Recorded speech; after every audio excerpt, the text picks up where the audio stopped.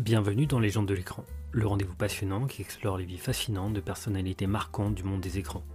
Aujourd'hui, plongeons-nous dans la carrière de John Banner. Banner est né le 28 janvier 1910, il a étudié le droit à l'université de Vienne, mais a décidé de devenir acteur.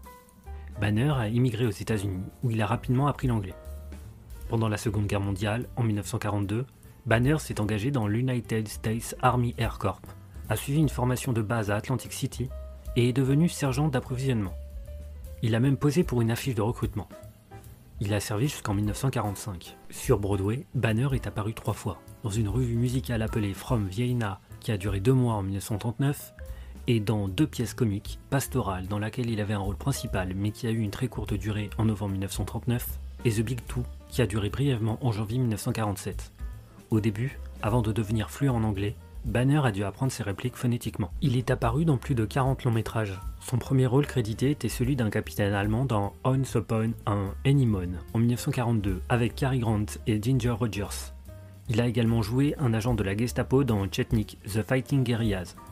Son type de rôle ne lui plaisait pas, mais ce sont le seul rôle qu'on lui proposait. Banner a fait plus de 70 apparitions à la télévision entre 1950 et 1970. En 1953, il a eu un petit rôle dans le film The Juggler avec Kirk Douglas. En 1954, il a joué un rôle régulier en tant que bavaro dans la série télévisée pour enfants Rocky Jones, Space Ranger. 2 ans plus tard, il a joué un chef de train dans l'épisode Safe Conduct d'Alfred Hitchcock Present, apparaissant avec son futur collègue Werner Klemperer, Colonel Klink dans Papa Schutz, qui jouait un espion. Il a également joué des méchants nazis dans plusieurs films ultérieurs. Le maire de la ville allemande dans The Young Lions, Rudolf Höss dans Opération Henchman et Gregor Strasser dans Hitler en 1962.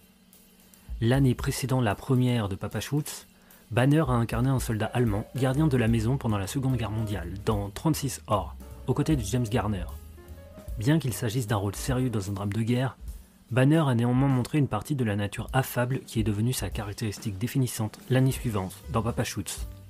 Par coïncidence, lors des derniers moments de 36 jours, le personnage de John Banner rencontre un garde-frontière joué par Sig Ruman qui avait incarné un autre chef de garde du camp de prisonniers de guerre nommé Sergent Schultz dans le film de 1953 Stalag 17 avec William Holden. La série comique Hogan's Heroes Papa Schultz en titre français dans lequel Banner jouait le sergent Hans Schultz, le rôle pour lequel il est le plus souvent rappelé, a débuté sur le réseau de télévision CBS en 1965. Selon certaines sources, avant de rencontrer et d'épouser sa femme française Christine, il pesait 81 kg. Il prétendait que sa bonne cuisine était responsable de sa prise de poids à 120 kg, ce qui l'aurait aidé à obtenir le rôle. Le personnage de Schultz est un gardien allemand maladroit mais finalement attachant, dans un camp de prisonniers de guerre de la Seconde Guerre mondiale. Le camp est utilisé par les prisonniers comme zone de rassemblement secrète pour le sabotage et la collecte de renseignements. Pour obtenir des informations de base dans le bureau du commandant, les prisonniers soudoient souvent Schultz avec de la nourriture et des bonbons. Le principal objectif de Schultz est d'éviter tout problème avec ses supérieurs, ce qui le conduit souvent à ignorer les activités clandestines des prisonniers. À ces occasions, il utilisait souvent sa phrase fétiche « Je n'entends rien, je ne vois rien, je ne sais rien ». Au fur et à mesure que la série avançait, cela devenait simplement « Je ne sais rien, rien ». L'origine de la réplique pourrait venir de l'apparition de Banner dans le drame policier télévisé The Untouchable dans l'épisode The Takeover en 1961, quand confronté par un gangster, il répondait nerveusement avec sa future ligne classique. Une autre phrase signature utilisée était Jolly Joker, lorsque l'un des prisonniers faisait une blague à ses dépens. La nature douce de Schultz est illustrée par son occupation avant-guerre.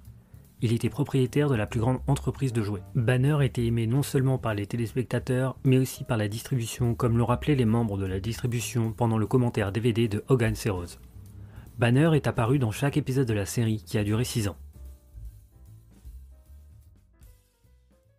Après l'annulation de Hogan's Heroes en 1971, Banner a joué le gangster incompétent Uncle Ladzy dans une comédie télévisée à courte durée de vie, The Chicago Teddy Bears.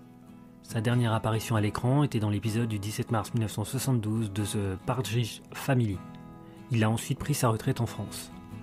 Banner est décédé le 28 janvier 1973, le jour de son 63e anniversaire, suite à une hémorragie causée par une rupture d'un anévrisme de l'aorte abdominale.